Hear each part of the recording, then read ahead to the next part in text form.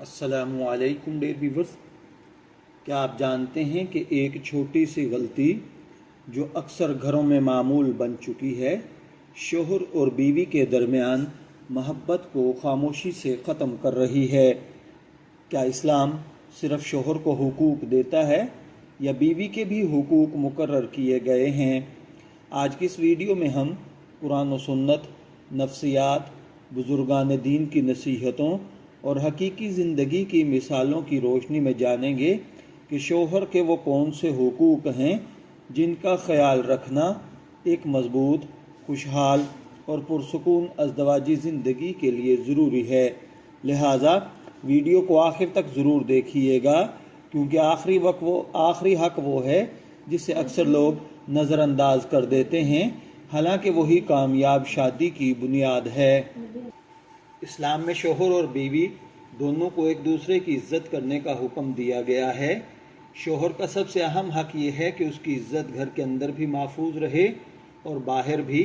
قرآن پاک میں اللہ تعالیٰ کا فرمان ہے، اور ان کے ساتھ بھلے طریقے سے زندگی بسر کرو۔ یہ حکم صرف شوہروں کے لیے نہیں بلکہ ازدواجی زندگی کے تعلق کے حسن سلوک کی بنیاد ہے۔ اگر ہم اس کو ماہرین نفسیات کے مطابق دیکھیں تو مرد کی شخصیت میں عزت اور قدر کیے جانے کی خواہش بہت گہری ہوتی ہے۔ جب شوہر کو مسلسل تنقید، تضحیک یا دوسروں کے سامنے شرمندگی کا سامنا کرنا پڑتا ہے تو وہ آہستہ آہستہ جذباتی طور پر دور ہونا شروع ہو جاتا ہے۔ اسلام نے شوہر کی جائز باتوں میں اطاعت کو ازدواجی نظام کی مضبوطی کا ذریعہ بتایا ہے۔ رسول اللہ صلی اللہ علیہ وآلہ وسلم نے فرمایا کہ اگر کسی انسان کو دوسرے انسان کے لیے سجدہ کرنے کا حکم دیا جاتا تو عورت کو شوہر کے لیے حکم دیا جاتا، لیکن اسلام میں سجدہ صرف اللہ تعالیٰ کے لیے ہے۔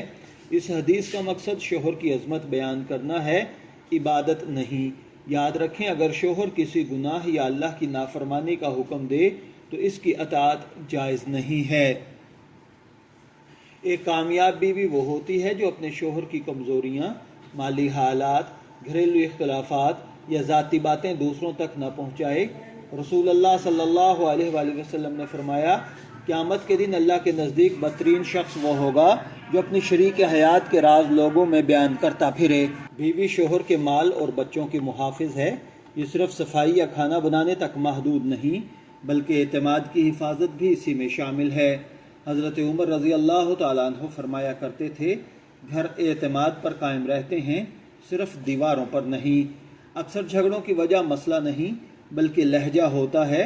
ریسرچ سے معلوم ہوتا ہے کہ سخت الفاظ کا اثر انسان کے ذہن پر کئی گھنٹے بلکہ کئی دنوں تک رہ سکتا ہے۔ اس لیے بیوی کو چاہیے ہمیشہ نرم لہجہ اختیار کرے، محبت کو بڑھائے۔ رسول اللہ صلی اللہ علیہ وآلہ وسلم کا اخلاق انتہائی بہترین تھا، اور آپ کی ازواج مطہرات کا اخلاق بھی بہت اعلیٰ درجے کا تھا۔ اس لیے خواتین کو چاہیے کہ وہ ازواج مطہرات کے اخلاق کو اپنائیں۔ ہر مرد اپنی شریک حیات سے تعریف، اعتماد اور حوصلہ چاہتا ہے۔ اگر شوہر روز محنت کر کے گھر آتا ہے اور اسے صرف شکایتیں سننے کو ملیں تو وہ ذہنی دباؤ کا شکار ہو جاتا ہے، لیکن اگر اس کی کوششوں کو سراہا جائے تو وہ پہلے سے زیادہ محبت اور ذمہ داری محسوس کرتا ہے۔ حضرت حسن بصری رحمۃ اللہ علیہ فرماتے ہیں، جس گھر میں صبر، معافی اور احترام جمع ہو جائیں وہاں رحمت کے دروازے کھل جاتے ہیں۔ یہ نصیحت آج بھی ہر شادی شدہ جوڑے کے لیے بہترین اصول ہے۔ حضرت خدیجہ رضی اللہ تعالیٰ عنہ نے رسول اللہ صلی اللہ علیہ وآلہ وسلم کی ہر مشکل وقت میں دلجوئی، اعتماد اور حوصلہ افزائی کی۔ غار حرا سے پہلی وحی کے بعد جب آپ علیہ الصلاۃ والسلام گھر تشریف لائے تو حضرت خدیجہ نے تسلی دی، اعتماد دیا اور ساتھ کھڑی رہیں۔ یہ واقعہ ہمیں سکھاتا ہے کہ مضبوط رشتہ صرف محبت سے نہیں بلکہ اعتماد اور تعاون سے بنتا ہے۔ اسلام صرف شوہر کے حقوق بیان نہیں کرتا بلکہ بیوی کے حقوق کی بھی اتنی ہی اہمیت بیان کرتا ہے۔ خوشحال شادی تبھی ممکن ہے جب دونوں ایک دوسرے کے حقوق ادا کریں۔